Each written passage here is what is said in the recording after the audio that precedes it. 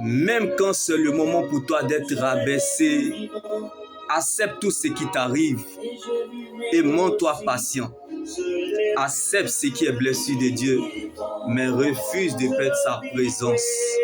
Jésus, sa place dans notre vie n'est pas négociable, car sa présence est la chose la plus importante que Dieu donne à une personne. Alors apprécie ce que Dieu t'a donné. Jésus est la vie dans vos années.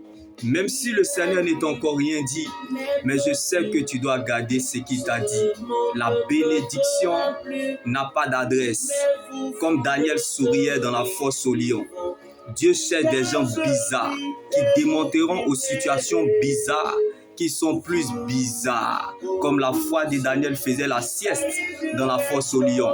Que les gens veuillent ou pas, la bénédiction repose sur vous. Comme Jésus dormait pendant la tempête. Que Dieu te donne son repos dans cette très longue attente. Si tu dors et te réveilles Dieu par sa grâce, c'est quel sommeil de bonne période que Dieu ne peut pas réveiller dans ta vie. Comme Salomon s'est réveillé un matin dans un rêve qui a changé sa vie. La prophétie d'une personne est pour toi. Comme David s'est levé le matin berger, mais il s'est couché le soir avec une promesse de roi. La promesse de Dieu n'a pas d'âge, mais elle est destinataire. Comme Job a tout perdu, mais il n'a jamais perdu Dieu. Alors, attache-toi à ce que tu crois, à la parole de Dieu. Comme le livre d'Esther n'a pas commencé par Esther, mais elle a achevé la course avec Dieu. Donc nous avons déjà des problèmes qui dépassent les menaces.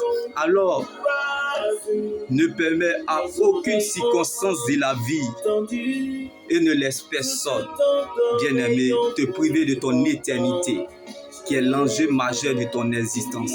Reste focalisé sur le Seigneur Jésus-Christ seul, car la preuve, la valeur et la raison de ton existence, c'est ton salut en Jésus.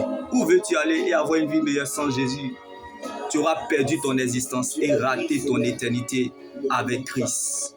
Je ne sais pas si l'espérance en la parole de Dieu fait vivre, mais moi, elle m'empêche de mourir.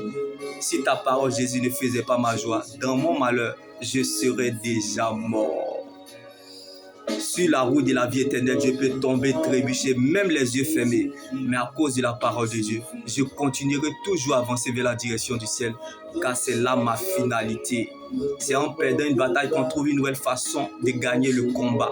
Donc il est moins grave de perdre que de se perdre, car la fin de toute personne sur la terre est le commencement de son éternité. Jésus est la bouche autorisée pour parler de l'éternité.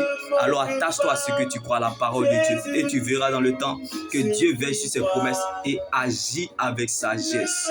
Donc le dernier mot des hommes n'est pas le dernier mot de Dieu.